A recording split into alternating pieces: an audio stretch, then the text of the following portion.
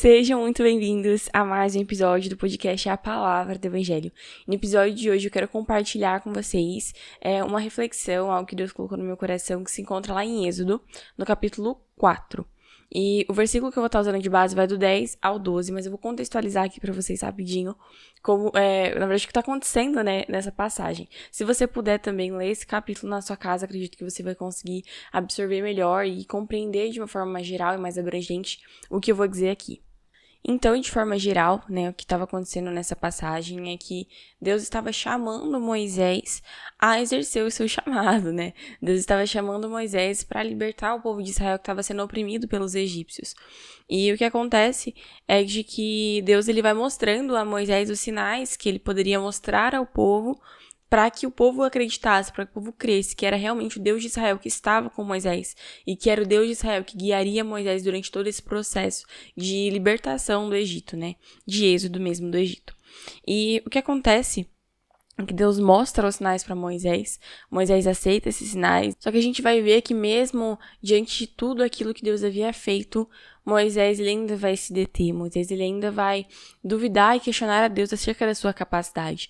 No versículo 10 vai dizer assim: Então Moisés disse ao Senhor: Ah, Senhor, eu nunca fui eloquente, nem no passado, nem depois que falaste a teu servo, pois sou pesado de boca e pesado de língua.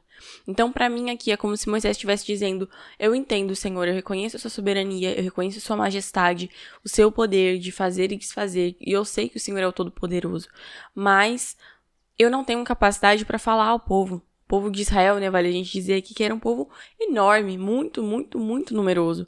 Então Moisés, ele se coloca diante do Senhor e ele fala: Senhor, eu tenho muita limitação, eu sou falho, eu sou pesado de boca, eu sou pesado de língua, no sentido de que Deus, eu não tenho condições, né? Isso Moisés falando pro Senhor, o que ele estava pensando, não tenho condições de chegar diante desse povo e falar tudo isso. Eu não tenho condições de chegar diante desse povo e me apresentar como libertador, como aquele que vai guiar eles para fora da terra do Egito. E isso fala muito ao meu coração no sentido de que Moisés, ele não estava se impondo contra o Senhor, no sentido de realmente, sabe, oposição e de não crer. Não, Moisés, ele cria que Deus é todo-poderoso. Tanto que ele chega diante do Senhor e chama Deus de Senhor. Ele reconhece a soberania de Deus, sabe? E eu sempre falo isso aqui, mas é muito importante a gente ser vulnerável diante do Senhor. A gente expressar mesmo a Deus os nossos sentimentos, tudo aquilo que a gente está vivendo, tudo aquilo que a gente está pensando. Isso não significa que Deus vai aprovar tudo isso de maneira alguma. O que eu estou dizendo é que isso vai nos ajudar a caminhar em um lugar de maior dependência ao Senhor, em um lugar de maior submissão à vontade dele. E, além disso, a gente vai possibilitar, digamos assim, esse possibilitar entre aspas, né? Mas a gente vai tornar possível que o nosso coração seja mudado e moldado por ele. Então, não é errado a gente reconhecer os nossos defeitos e as nossas falhas diante do Senhor, sabe? Não é errado a gente reconhecer aquilo que a gente entende como um impedimento para que ele faça a obra em nós e através de nós. Não é errado, sabe? O que é errado é que a gente deixe isso se tornar uma desculpa para fazer e para realizar aquilo que ele tem colocado no nosso coração para fazer. É incrível de ver como que Deus usa homens improváveis. A gente acabou, né, eu digo a gente no sentido de que, assim, antes da história de Êxodo, a gente tem a história de José. E é muito incrível de ver, mais uma vez, Deus agindo na história de José. Deus falou muito comigo através da história dele e tudo mais. E agora a gente vê a história de Moisés também. E a gente vê que são homens improváveis, sabe? Aos olhos humanos, é impossível de que houvesse êxito no que eles estavam fazendo. Mas a verdade é que o êxito, o sucesso naquilo que eles estavam fazendo não estavam em quem os fazia, mas no Deus que os guiava durante esse chamado, durante a realização de tudo aquilo que Deus havia colocado no coração deles. E não é diferente com Moisés. Moisés, como ele se designa, né, um homem pesado de boca e pesado de língua, esse mesmo homem, ele vai se tornar o homem mais manso da terra. Sabe? A Bíblia vai nos dizer isso. Então, a verdade é que a gente não pode olhar para nossa capacidade, porque a gente realmente não tem. A gente não tem nenhuma capacidade, sabe? Até porque a única capacidade que a gente vai alcançar, se a gente alcançar, né, a capacidade, de alguma forma, se a gente se sentir capacitado para tal coisa, a questão é que essa capacitação, essa capacidade, ela vem do Senhor. E aí a gente precisa compreender e se lembrar de que tudo aquilo que a gente tem de bom não é fruto nosso, não vem de nós, porque a nossa humanidade, ela é caída, a nossa carne, ela nos leva ao pecado, ela nos leva literalmente ao inferno, sabe? Então, a gente precisa se relembrar disso, de que tudo o que nós temos de bom é fruto da graça e nos foi dado pelo Senhor. Independentemente da área da nossa vida, independentemente, tudo isso é graça. Tudo é graça. Entende? E a questão é que quando Deus chama, Ele não tá se importando com aquilo que você tem ou não tem, porque, cara, Ele é todo-poderoso, Ele é soberano, sabe? O que Ele se importa é com o posicionamento do seu coração diante disso, com o que você vai fazer diante daquilo que Ele te falou.